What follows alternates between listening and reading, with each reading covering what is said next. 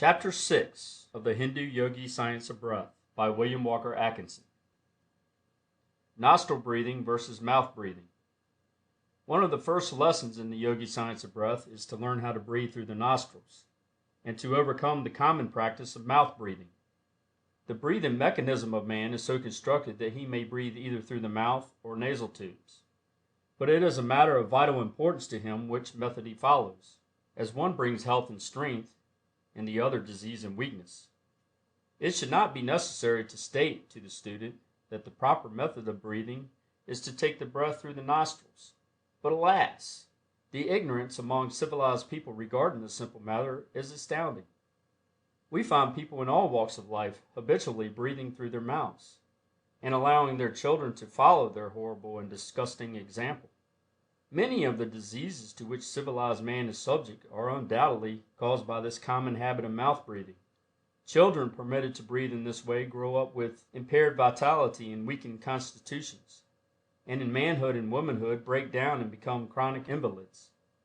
The mother of the savage race does better, being evidently guided by her intuition.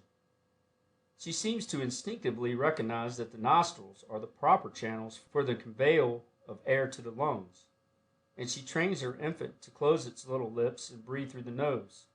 She tips its head forward when it is asleep, which attitude closes the lips and makes nostril breathing imperative. If our civilized mothers were to adopt the same plan, it would work a great good for the race. Many contagious diseases are contracted by the disgusting habit of mouth breathing, and many cases of cold and catarrhal affections are also attributable to the same cause. Many persons who, for the sake of appearances, keep their mouth closed during the day, persist in mouth breathing at night and often contract disease in this way. Carefully conducted scientific experiments have shown that soldiers and sailors who sleep with their mouths open are much more liable to contract contagious diseases than those who breathe properly through the nostrils. An instance is related in which smallpox became epidemic on a man of war in foreign parts, and every death which resulted was that of some sailor or marine who was a mouth breather, not a single nostril breather succumbing. The organs of respiration have their only protective apparatus, filter, or dust catcher in the nostrils. When the breath is taken through the mouth, there is nothing from mouth to lungs to strain the air, or to catch the dust and other foreign matter in the air. From mouth to lungs, the dirt or impure substance has a clear track, and the entire respiratory system is unprotected. And, moreover, such incorrect breathing admits cold air to the organs, thereby injuring them. Inflammation of the respiratory organs often results from the inhalation of cold air through the mouth. The man who breathes through the mouth at night always awakens with a parched feeling in the mouth and a dryness in the throat. He is violating one of nature's laws, and is sowing the seeds of disease. Once more, remember that the mouth affords no protection to the respiratory organs, and cold air, dust, and impurities and germs readily enter by that door. On the other hand, the nostrils and nasal passages show evidence of the careful design of nature in this respect. The nostrils are two narrow, tortuous channels containing numerous bristly hairs which serve the purpose of a filter or sieve to strain the air of its impurities, etc., which are expelled when the breath is exhaled. Not only do the nostrils serve this important purpose, but they also perform an important function in warming the air inhaled. The long, narrow, winding nostrils are filled with warm mucous membrane, which, coming in contact with the inhaled air, warms it so that it can do no damage to the delicate organs of the throat, or to the lungs. No animal, except in man, sleeps with the mouth open or breathes through the mouth. And in fact, it is believed that it is only civilized man who so perverts nature's functions, as the savage and barbarian races almost invariably breathe correctly. It is possible that this unnatural habit among civilized men has been acquired through unnatural methods of living, enervating luxuries and excessive warmth. The refining, filtering, and straining apparatus of the nostrils renders the air fit to reach the delicate organs of the throat and the lungs, and the air is not fit to so reach these organs until it has passed through nature's refining process. The impurities which are stopped and retained by the sieves and mucous membrane of the nostrils are thrown out again by the expelled breath in exhalation. and in case they have accumulated too rapidly or have managed to escape through the sieves and have penetrated forbidden regions, nature protects us by producing a sneeze which violently ejects the intruder. The air, when it enters the lungs, is as different from the outside air as is distilled water different from the water of the cistern.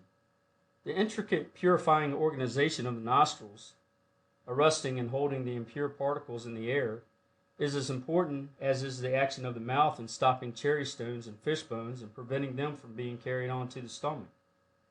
Man should no more breathe through his mouth than he would attempt to take food through his nose.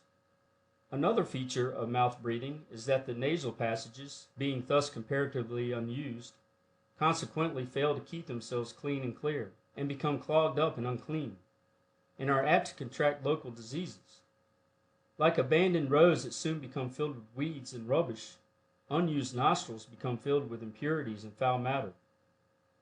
One who habitually breathes through the nostrils is not likely to be troubled with clogged or stuffy nostrils. But for the benefit of those who have been more or less addicted to the unnatural mouth breathing, and who wish to acquire the natural and rational method, it may perhaps be well to add a few words regarding the way to keep their nostrils clean and free from impurities. A favorite Oriental method is to snuff a little water up the nostrils, allowing it to rub down the passage into the throat. From thence it may be ejected through the mouth. Some Hindu-Yogis immerse the face in a bowl of water, and by a sort of suction draw in quite a quantity of water.